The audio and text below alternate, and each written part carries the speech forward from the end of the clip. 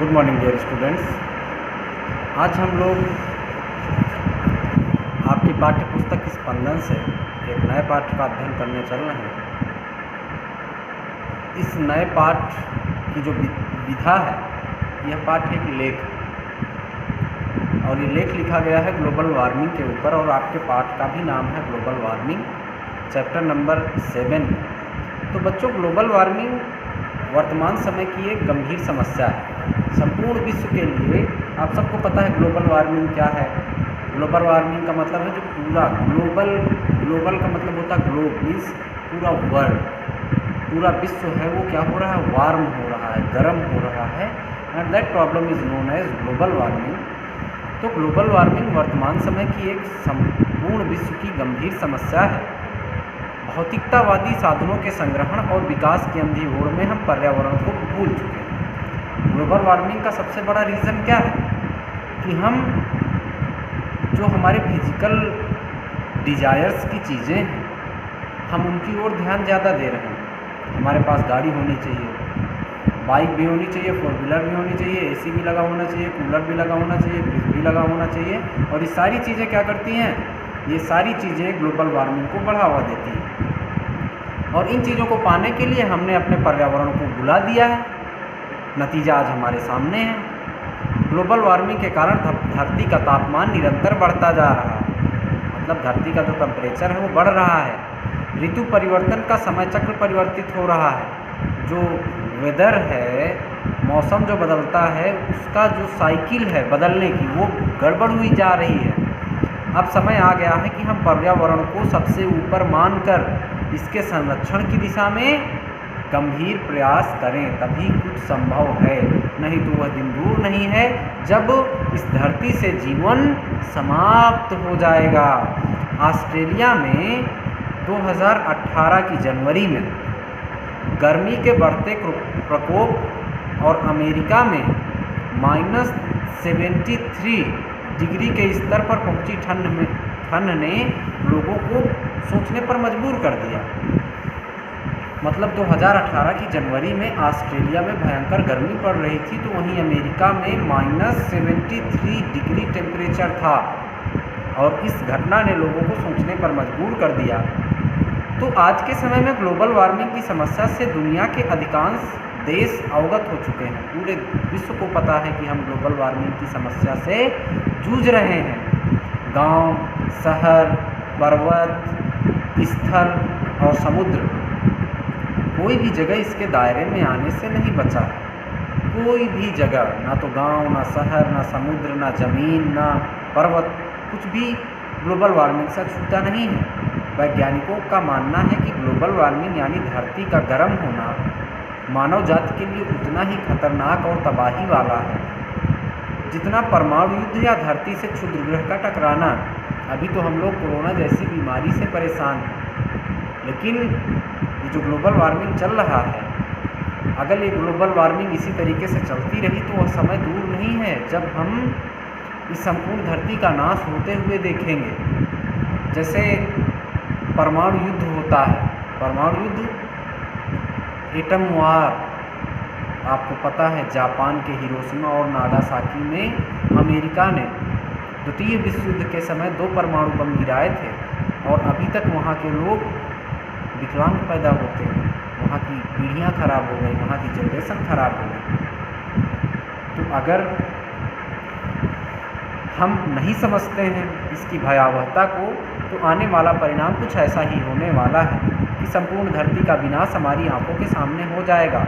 Global warming की समस्या को पूर्व में अधिक गंभीरता से नहीं लिया जाता था, मतलब पहले इस समस्या को ज़्यादा सीरियसली लोग नहीं लेते थे, लेकिन समस्या जो है अब विकराल रूप धारण कर चुकी है और अब लोगों का ध्यान इसकी ओर अट्रैक्ट हुआ है और समस्या की रोकथाम के लिए ग्लोबल लेवल पर प्रयास होने शुरू हो गए हैं। धरती पर बढ़ता तापमान पूरी दुनिया में ज़बरदस्त कहर ढा रहा है। जो धरती का तापमान है, बढ़ता हुआ तापमान है, ये पूरी दुनिया में ज़बरदस्त कहर ढा रहा है। अपना देश भारत भी ग्लोबल वार्मिंग की चपेट में है। मौसम वैज्ञानिकों का मानना है कि भारत का औसत तापमान 0.57 डिग्री सेल्सियस प्रति 100 ईयर की दर से ऊपर उठ रहा है, मतलब 0.57 डिग्री सेल्सियस पर 100 ईयर्स के एवरेज स्पीड से ऊपर उठ रहा है। और चिंता की बात यह है कि यह दर लगातार बढ़ती जा रही है। तेज़ी से बढ़ते हुए ग्लोबल वार्मिंग का असर साफ दिखने लगा है। ध्रुवीय क्षेत्र में तेज़ी से बढ़ते तापमान को इसका मुख्य कारण माना जा रहा है। जो पोलर रीजन है, पोलर रीजन में जो बढ़ रहा टेम्परेचर है वो इसका मेन कारण है। द इंडिपेंडेंट एक पत्रिका है, इसकी एक रिपोर्ट के अनुसार 1 जून 2016 तक आर्कटिक समुद्र के, आर्कटिक जो ओशियन है, आर्कटिक ओशियन के सिर्फ 1.11 करोड़ स्क्वायर किलोमीटर में ही बर्फ़ बची है, जबकि पिछले 30 ईयर्स का औसत जो है वो करीबन 1.27 करोड़ स्क्वायर किलोमीटर का था। तो आर्कटिक से बर्फ़ ख़त्म होने से वैश्विक तापमान में वृद्धि होगी। जब बर्फ़ नहीं होगी तो टेम्परेचर बढ़ेगा, जलवायु में अचानक बदलाव आ जाएगा। इससे पूर्व करीब 1 लाख वर्ष पहले अंतिम बार आर्कटिक से बर्फ़ गायब हो गई थी, मतलब आज से करीब 1 लाख साल पहले आर्कटिक ओशियन से बर्फ़ गायब हो गई थी। धरती का तापमान बढ़ने के जिम्मेदार हम स्वयं हैं, मनुष्य ही इसका जिम्मेदार है। भौतिक सुख सुविधाओं को जुटाने के लिए ऊर्जा के स्रोतों का अत्यधिक प्रयोग हो रहा है। मतलब अभी हमने बताया था कि हम लोग क्या कर रहे हैं, हम लोग अपने फिजिकल डिजायर्स की चीज़ों को जुटाने के लिए जो एनर्जी के स्रोत हैं उनका अधिक प्रयोग कर रहे हैं। इससे वायुमंडल में कार्बन डाइऑक्साइड, भाई हमको लॉन्ग ड्राइव पे जाना है तो लॉन्ग ड्राइव पे जाएंगे तो क्या होगा, धुआं निकलेगा। धुआं निकलेगा तो क्या होगा, मौसम में वायुमंडल में तापमान बढ़ेगा, गैसें बढ़ेंगी। तो जिससे क्या होता है, कार्बन डाइऑक्साइड, जो वाटर वेपर होता है, नाइट्रस ऑक्साइड, इनकी मात्रा बढ़ जाती है। और मात्रा बढ़ जाने से धरती पर आने वाली सूर्य की गर्मी बाहर नहीं जाने देती है। जब ऊपर जो लेवल है वो लेवल किसका हो गया, गैसेस का हो गया, carbon dioxide, nitrous oxide, water vapour ऊपर सारा इकट्ठा हो गया और ऊपर से सूर्य का तापमान नीचे आ गया। लेकिन वो टेम्परेचर जब वापस रिफ्लेक्ट होकर के जाना चाहता है तो वो गैसेस की जो लेयर है उस टेम्परेचर को रिफ्लेक्ट होकर के वापस जाने नहीं देती है। और इससे क्या होता है, इससे ग्रीन हाउस इफेक्ट क्रिएट होता है और इसी को ग्रीन हाउस इफेक्ट कहते हैं। गर्मी की वजह से पृथ्वी का जो टेम्परेचर बढ़ रहा है उसका main reason green house effect है। आने वाले समय में जलवायु परिवर्तन यानी तापमान के उतार चढ़ाव का अनुमान लगाने के लिए संयुक्त राष्ट्र संघ means UNO, Union Nation Organisation ने 1988 में एक वैज्ञानिक दल का गठन किया था, साइंटिस्ट के एक पैनल का गठन किया था, inter government panel of climate change इसका नाम था। और 1987 की सर्दी में पृथ्वी के औसत तापमान में 0.5 डिग्री सेल्सियस की वृद्धि हुई। 1987 में 0.5 डिग्री सेल्सियस की वृद्धि हुई ठंडियों में। और 1990 का दशक मौसम के हिसाब से इतिहास का सबसे गर्म दशक बना।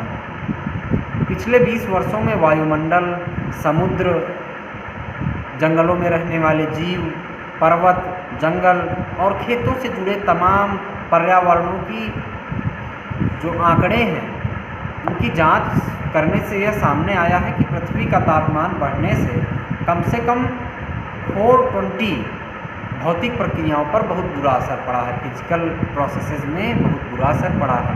और इससे पता चलता है कि 2100 ईस्वी तक आने वाली 100 सालों में पृथ्वी के औसत तापमान में 1.4 से 5.8 डिग्री सेल्सियस तक की वृद्धि हो सकती है। अनियमित मौसम और बढ़ती गर्मी के कारण पहाड़ों की चोटियों और ध्रुवों पर जमी बर्फ़ तेज़ी से पिघल रही है। जो इनकंटिन्यूटी हमारे मौसम में है और बढ़ती हुई गर्मी के कारण पहाड़ों की चोटियों पर जो जमी हुई बर्फ़ है और जो पोल्स पर जमी हुई बर्फ़ है पोलर रीजन में, वो बहुत तेज़ी से पिघल रही है। और जो ग्लेशियर्स हैं, ग्लेशियर्स का आकार बहुत तेज़ी से छोटा होता जा रहा है। अंटार्कटिका में बर्फ़ पिघलने का मौसम पिछले 3 दशकों में 3 सप्ताह से भी अधिक बढ़ गया। 1940 से बैकाल झील का तापमान बढ़ना शुरू हो गया है। ये जो बैकाल झील है साइबेरिया की एक फेमस झील है। 1869 की तुलना में 2000 में अब जमने में 18 दिन की देरी लगने लगी। वेनेजुएला एक देश है, वहाँ पर 1972 में पहाड़ियों की चोटियों पर 6 ग्लेशियर थे, लेकिन अब केवल 5 ही बचे हैं। ग्रीनलैंड में ग्लोबल वार्मिंग के कारण 400 खरब टन अतिरिक्त हर साल पिघलती है। यह पहले के आकलन से 7% अधिक है। दुनिया भर की बर्फ़ पिघलने से समुद्रों का जल स्तर लगातार ऊपर उठता जा रहा है। और जो inter government panel of climate change बनाया गया था कि एक रिपोर्ट के अकॉर्डिंग यदि समुद्र का जल स्तर केवल 1 मीटर ऊपर उठ जाए तो दुनिया के कई हिस्से सदैव सदैव के लिए समुद्र में विलीन हो जाते हैं। अगर समुद्र का जो जल स्तर है वो 1 मीटर भी ऊपर उठ जाए तो क्या होगा, दुनिया के बहुत सारे देश सदैव के लिए समुद्र में डूब जाएंगे। जैसे मालदीव, बांग्लादेश, इंडोनेशिया, मुंबई के समुद्रीय भाग, अंडमान निकोबार, नील नदी का डेल्टा, अमेरिका में फ्लोरिडा का तट, लुइसियाना प्रांत के काफ़ी हिस्से शामिल हैं। ग्लेशियर पिघलने से धरती की जलवायु को भी गंभीर खतरा पहुंच सकता है, क्योंकि पृथ्वी पर मौसम चक्र बनाए रखने में सागरों और ग्लेशियरों की महत्वपूर्ण भूमिका होती है। ग्लेशियर पिघलने से पहले तो नदियों में बाढ़ आएगी, फिर ये नदियाँ हमेशा के लिए सूख जाएंगी। क्यों? क्योंकि ग्लेशियर एक बार में पिघल गया, जितना पानी था पूरा एक साथ बह गया, तो पहले बाढ़ आई, उसके बाद जब बर्फ़ ही नहीं रहेगा तो पानी पिघल करके आएगा नहीं, तो ये नदियाँ सूख जाएंगी, जिसका कृषि के साथ ही नदियों के तट पर बसे नगरों के जनजीवन पर और व्यवसाय पर भी गहरा प्रभाव पड़ेगा। जो नदियों के किनारे रहने वाले लोग हैं वहाँ पर भी गहरा प्रभाव पड़ेगा। ग्लोबल वार्मिंग की जो भयावहता है इतनी भयानक है, दिखाने का तात्पर्य यह नहीं है कि इससे संभावित प्रलय से बचने के सभी मार्ग बंद हो चुके हैं। धरती पर तापमान वृद्धि के मुख्य दोषी कार्बन डाइऑक्साइड को वायुमंडल से सोखने की कई तरकीबें हैं। पेड़ पौधों को गैस सोखने का सबसे सशक्त माध्यम माना जाता है। मात्र 1 हेक्टेयर पर लगे जंगली पेड़ एक साल में 13.6 टन कार्बन डाइऑक्साइड सोख लेते हैं। आपको पता है कि जब पौधे अपना खाना बनाते हैं, फोटोसिंथेसिस की प्रोसेस होती है, तो पौधे क्या करते हैं, फोटोसिंथेसिस की प्रोसेस में पौधे कार्बन डाइऑक्साइड को एब्जॉर्ब कर लेते हैं। और इसी तरह यदि खेतों में जुताई न करके जैविक कृषि की तकनीकी अपनाई जाए, जो उर्वरक होते हैं, फर्टिलाइज़र्स, बायो फर्टिलाइज़र्स यूज किए जाए, तो 1 हेक्टेयर खेती से एक साल में 2.7 टन कार्बन डाइऑक्साइड वायु में घुलने से बच सकती है। इससे अधिक कार्बन डाइऑक्साइड ऊर्जा के परंपरागत साधनों जैसे लकड़ी, कोयला, गैस, पेट्रोल, डीजल आदि के प्रयोग से पैदा होती है। अतः ऊर्जा के अपरंपरागत साधनों जैसे पवन चक्की और सोलर एनर्जी का प्रयोग बढ़ा करके ग्लोबल वार्मिंग की समस्या से निपटा जा सकता है। जलवायु परिवर्तन पर अंकुश लगाने के लिए अब तक कई इंटरनेशनल समझौते हो चुके हैं, संधियाँ हो चुकी हैं। 1997 में एक क्योटो संधि हुई थी। क्योटो संधि विशेष रूप से कार्बन डाइऑक्साइड के निस्सरण पर, मतलब कितना उसका उत्पादन करना है, अंकुश के तमाम प्रावधान मौजूद हैं। आवश्यकता यह है कि वैश्विक स्तर पर ग्लोबल लेवल पर एकजुट होकर बिना किसी भेदभाव की समस्या का समाधान ढूंढना चाहिए। पर्यावरण भविष्य का सुरक्षा कवच है, इसलिए इसकी रक्षा में ही हमारी सुरक्षा निहित है। पेरिस का जो जलवायु समझौता हुआ था, ऐतिहासिक पेरिस जलवायु समझौते को संयुक्त राष्ट्र संघ में अनौपचारिक रूप से भारत ने 2 अक्टूबर 2016 को अपनी स्वीकृति प्रदान कर दी। 4 नवंबर 2016 से इंटरनेशनल पेरिस जलवायु जो समझौता था आधिकारिक रूप से लागू हो गया। पेरिस जलवायु समझौता पहला समझौता है जो ग्लोबल वार्मिंग कम करने के लिए दुनिया के अमीर और गरीब सभी देशों पर लागू होता है। प्रत्येक व्यक्ति 20 टन कार्बन उत्सर्जन के साथ अमेरिका पहले और चीन दूसरे स्थान पर है। ग्रीन हाउस गैस उत्सर्जन में भारत की हिस्सेदारी 4.1% है और ये 10वें स्थान पर है। 2030 तक हर देश को ग्रीन हाउस गैस उत्सर्जन में 30% की कटौती संबंधी उपाय करने हैं। कार्बन उत्सर्जित करने वाले उत्पादों पर कर बढ़ाकर टैक्स लगा करके ये देश उत्सर्जन को कम कर सकते हैं। पेरिस जलवायु समझौते का उद्देश्य वैश्विक तापमान में वृद्धि दर को 2% से नीचे लाकर 1.5 डिग्री की वृद्धि तक सीमित करने का। तो ये आपका पाठ रहा और इससे हमें ये सीखना चाहिए कि हम ऐसे प्रयास करें जिससे कार्बन डाइऑक्साइड, नाइट्रस ऑक्साइड जैसे गैसों का उत्पादन कम हो सके और हमें ग्लोबल वार्मिंग से हम बच सकें, ताकि जो हमारी आने वाली पीढ़ियां हैं वो इस संसार में जीवित रह सकें। इसी के साथ आपका पाठ समाप्त होता है। धन्यवाद।